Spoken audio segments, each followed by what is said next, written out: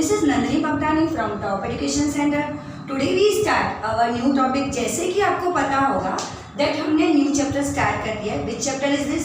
That chapter is 6 square and square roots.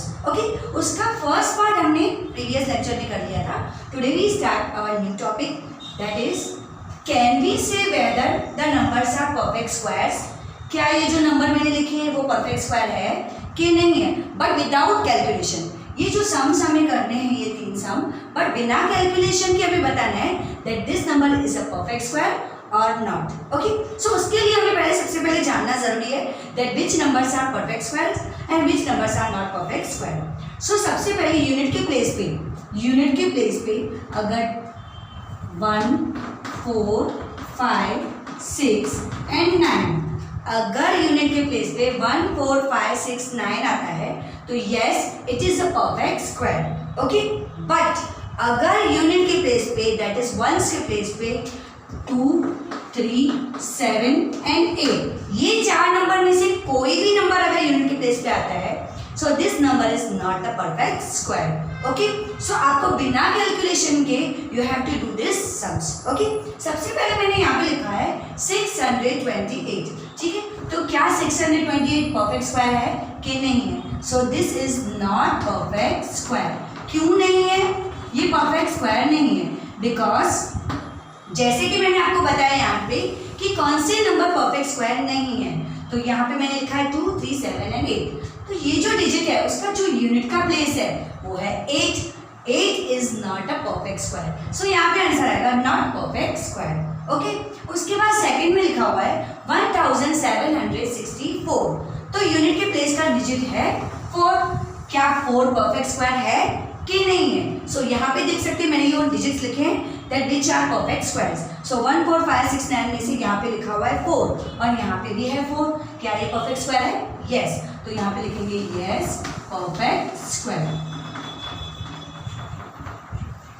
Okay, next 6887, 6887. यहाँ पे unit के place पे लिखा हुआ है 7 यहाँ पे आता है that is not perfect square. So यहाँ पे आंसर लिखेंगे नॉट परफेक्ट स्क्वायर.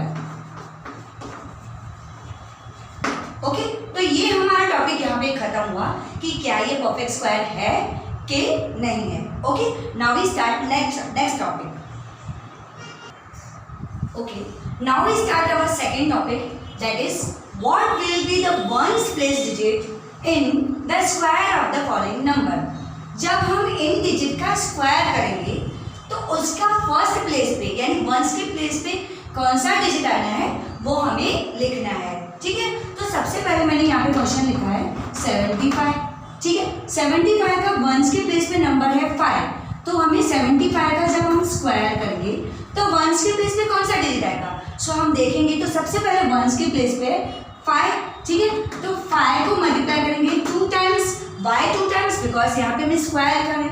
तो 5 मल्टीप्लाई 5 करेंगे तो 5 5 आएगा 25. 25 का यूनिट का प्लेस है 5. सो जब हम 75 का स्क्वायर करेंगे तो वंस के प्लेस पे कौन सा नंबर आएगा? हमारा नंबर आएगा 5. ओके, यहाँ पे हमें वही लिखना है दैट हम जब इस डिजिट का स्क्वायर करते हैं तो वंस के प्लेस पे कौन सा नंबर आता है. ठीक है, तो मैंने वो निकाला वंस के प्लेस पे आता है 5. विदाउट कैलकुलेशन ये सम्स करने हैं. ओके, सपोज अभी मैं सेकंड नंबर पे लिखी हूँ 84. ठीक है, अभी मुझे 84 का स्क्वायर करना है. ठीक है, तो यूनिट के प्लेस पे which number is this? That number is 4. So multiply 4 by 4 that is square करेंगे. सो 4 4 16.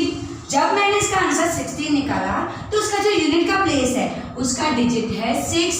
दैट मीन्स जब हम 84 का स्क्वायर करेंगे तो वंस के प्लेस पे कौन सा डिजिट आएगा? वंस के प्लेस पे आएगा 6 डिजिट. ठीक है, ये मैंने सेकंड किया. यहाँ पे अभी मैं थर्ड कर देती हूँ. थर्ड पे लिखा हुआ है 23. ठीक है, यहाँ पे भी हमें स्क्वायर करना है. सो लिखेंगे 23 का square.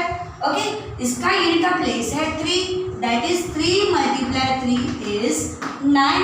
So unit place is 9. Okay, now we start new point that is what will be the numbers of zeros. The square of the following numbers. जब हम इन डिजिट का स्क्वायर करेंगे तो आप देख सकते हो दोनों डिजिट में जीरो तो है ही, तो इसको कैलकुलेट करने की जरूरत नहीं है, खाली हमें इसमें ये बताना है कि इसमें जीरो कितने आएंगे। जब हम इस डिजिट का स्क्वायर करेंगे तो जीरोस कितने आएंगे, ठीक है। तो यहाँ पे जीरोस फाइंड करेंगे, अगर 1 0 है तो उसका डबल हो जाएगा 2 0, यानी इधर 2 0 आ जाएगा। अगर यहाँ पे 2 0 है तो 2 का डबल हो जाएगा 4 0, ठीक है। तो इसका डबल हो जाएगा, उतने जीरो स्क्वायर में आ जाएंगे, ठीक है। सपोज मैंने फर्स्ट डिजिट पे लिखा है 40, मुझे 40 का स्क्वायर करना है तो कितने जीरो आएंगे, यहाँ पे 1 0 है, इसका डबल कर दो यानी 2 0, ठीक है। 4 का स्क्वायर 16, तो हमारा आंसर आया 1600। तो इस पे जीरो कितने आए, 2 zeros आएंगे, कितने जीरो आए, 2 zeros। जब 1 होगा तो उसका डबल 2, और जब हमारे यहाँ पे 300 लिखा हुआ है, Now we start second number sum, that is 300। अभी आप देख सकते हो 300 में कितने जीरो हैं, 300 में जीरोस हैं 2। मैंने कहा कि इसका डबल हो जाएगा, 2 का डबल हो जाएगा 4, यानी इसका आंसर अगर हम 300 का स्क्वायर करेंगे तो 3 का स्क्वायर होता है 9, सो 9 तो लिख देंगे। यहाँ पे 2 0 है, 2 का डबल 4 0, यानी 1 2 3 and 4। तो यहाँ पे जीरोस कितने हैं, 4 0 है, तो यहाँ पे लिखेंगे 4 zeros। ओके, तो ये हमने न्यू टॉपिक किया कि जब जीरो वाला एनी डिजिट आता है तो उसका डबल कर देंगे, 1 हो तो 2 हो जाएगा, 2 हो तो 4 हो जाएगा। Okay okay, now we start our new topic, that is express 15 square as the sum of 2 consecutive integers. हमें 15 का स्क्वायर निकालना है बट विदाउट कैलकुलेशन के दूसरे मेथड से, दैट इज फॉर्मूला के मेथड से। तो वो सम जो निकालना है, the sum of 2 consecutive integers. Consecutive integers यानी सबसे पहले अगर आपको कहता है कि 2 नंबर का सम करके, वो भी कंसेक्यूटिव 15 का स्क्वायर निकालो, तो उसके लिए सबसे पहले फॉर्मूला आएगी n square minus 1 divide by 2 plus n square plus 1 divide by 2। n की जगह पे एनी नंबर हो सकता है, यहाँ पे मैंने 15 लिखा है बट यहाँ पे एनी अदर नंबर भी आ सकता है, ठीक है। तो n की जगह पे हम लगाएंगे 15, क्योंकि मुझे 15 का स्क्वायर निकालना है, ठीक है। तो सबसे पहले मैं फाइंड करूंगी n square minus 1 divide by 2 का, ठीक है। तो n की जगह पे रखेंगे हम 15, यहाँ पे रखेंगे अगर हम 15 तो 15 का स्क्वायर, यहाँ पे माइनस है, माइनस 1 डिवाइड में 2, ठीक है। तो 15 का स्क्वायर होता है 225, 225 माइनस 1 डिवाइड बाय 2, तो यहाँ पे आएगा 224 डिवाइड बाय 2। डिवाइड करेंगे तो 2 1 जा 2, 2 1 जा 2, 2 1 जा 2 एंड 2 2 जा 4। सो हमारा आंसर आया 112। ओके, ये मैंने निकाला n square minus 1 divide by 2। अभी यहाँ पे लिखा हुआ है n square plus 1 divide by 2, तो यहाँ पे निकालेंगे हम n square plus 1 divide by 2, ठीक है। तो n मैंने फाइंड कर क्या लिखा हुआ है, 15 लिखा हुआ है। सो यहाँ पे n की जगह पे लिखेंगे 15, 15 का स्क्वायर प्लस 1 डिवाइड बाय 2। 15 का स्क्वायर होता है 225 प्लस 1 डिवाइड बाय 2। इन दोनों डिजिट का प्लस करेंगे तो 226 डिवाइड बाय 2। डिवाइड करेंगे तो 2 1 जा 2, 2 1 जा 2, 2 1 जा 2 एंड 2 3 जा 6। सो हमारा आंसर आया 113, ठीक है। यहाँ पे आंसर आया 113, यहाँ पे आंसर आया 112। इधर फॉर्मूला में लिखा दैट इन दोनों डिजिट का करना है हमें प्लस। ओके, सो इसका डिजिट आया 112 प्लस इसका डिजिट आया 1 1 एंड 3। इन दोनों डिजिट का जब हम एडिशन करेंगे तो आप देख सकते हो इसका आंसर आएगा 225। सो आपको पता ही है दैट 15 का स्क्वायर क्या होता है, 225। अगर आपको चेक करना है दैट यू आर राइट और रॉन्ग, सो यहाँ पे आप 15 को मल्टीप्लाई करोगे अगर 15 से, तो चेक करोगे तो हमारा आंसर 225 आएगा। That is 5 5 are 25, 5 1 are 5 plus 2 7 0, 15 1 are 15। इन दोनों का एडिशन करेंगे तो हमारा आंसर आया 225, जो हमने यहाँ पे फॉर्मूला से निकाला है। ओके, तो ये टॉपिक जो है कि 15 का स्क्वायर कंसेक्यूटिव नंबर से सम करके करना है, तो कैसे करना है, तो उसके लिए आपको ये फॉर्मूला लर्न करना बहुत जरूरी है। Okay okay, now we start our new topic, that is the square of the following numbers would be an odd number और an even number and Y. Okay, तो यहाँ पे अगर हम किसी डिजिट का स्क्वायर निकालते हैं, सपोज मैंने फर्स्ट डिजिट लिखा है 84 का हमें स्क्वायर निकालना है, ठीक है। तो क्या जब हम इसका स्क्वायर निकालेंगे तो उसका जो आंसर आएगा वो क्या ऑड आएगा या ईव आएगा, वो आपको बिना कैलकुलेशन के आंसर लिखना है, ठीक है। सो वो कैसे पॉसिबल होगा? सपोज 84 का स्क्वायर हम निकालते तो 84 का स्क्वायर आता है 7056। ये कैसे निकालोगे? मल्टीप्लाई करके देख लेंगे। बट हमें यहाँ पे सिर्फ इतना बताना है दैट इसका स्क्वायर निकालने के बाद क्या ये इवन नंबर आता है कि ऑड नंबर आता है, ठीक है। तो सबसे पहले 84 का जो वंस के प्लेस है वो है 4, ठीक है। तो 4 को मल्टीप्लाई 4 से करेंगे, स्क्वायर है यानी 4 को मल्टीप्लाई 4 से, सो 4 4 16, ठीक है। अगर यहाँ पे इवन नंबर होगा तो इवन नंबर का स्क्वायर हमेशा आएगा इवन, ठीक है। इतना माइंड में रखना है दैट अगर यहाँ पे इवन नंबर है तो उसका स्क्वायर करेंगे तो वो भी इवन ही आएगा। आप देख सकते हो यहाँ पे 6 है, ठीक है, तो इवन ही आया। बट अगर यहाँ पे मैं सपोज सेकंड नंबर लिखती हूँ 57, तो 57 का अगर हम स्क्वायर निकालेंगे तो 3249 आया, ठीक है, 3249 आया। तो ये कैसे लिखेंगे, कैसे? ये बिना कैलकुलेशन के भी आपको अगर आंसर लिखना है दैट दिस नंबर का स्क्वायर करने से ईव आता है क्या ऑड आता है, तो आप देख सकते हो इसकी यूनिट के प्लेस पे लिखा हुआ है 7, ओके। तो 7 इज द ऑड नंबर। अगर ऑड नंबर का स्क्वायर करेंगे यानी अगर हम ऑड नंबर को मल्टीप्लाई ऑड नंबर से करेंगे तो हमारा जो आंसर आएगा आप देख सकते हो उसका यूनिट का प्लेस 9 है। क्या 9 इवन है कि ऑड है? सो 9 is the odd number, okay. तो जब हम ऑड नंबर का स्क्वायर करेंगे, यहाँ पे ऑड है 7, जब हम ऑड नंबर का स्क्वायर करेंगे तो जो हमारा आंसर आएगा वो भी ऑड आएगा, और जब हम इवन नंबर का स्क्वायर करेंगे तो हमारा आंसर इवन आएगा, ओके।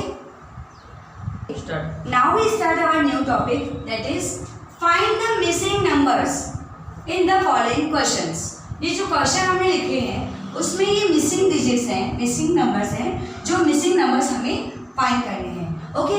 तो सबसे फर्स्ट मैंने लिखा है 3 स्क्वायर प्लस 4 स्क्वायर प्लस यहाँ पे पता नहीं है dash square equal to 13 square, ठीक है। तो यहाँ पे जो मिसिंग नंबर है that we have to find, okay. तो सबसे पहले मिसिंग नंबर फाइंड करने के लिए यहाँ पे लिखेंगे ए, यहाँ पे लिखेंगे बी। ए पे लिखा हुआ है 3, बी पे लिखा हुआ है 4, ठीक है। इन दोनों का करेंगे हम multiply that is A B यानी इन दोनों का करो मल्टीप्लाई। सो 3 मल्टीप्लाई 4 इज 12, ठीक है। तो यहाँ पे आएगा 12 का स्क्वायर, ठीक है।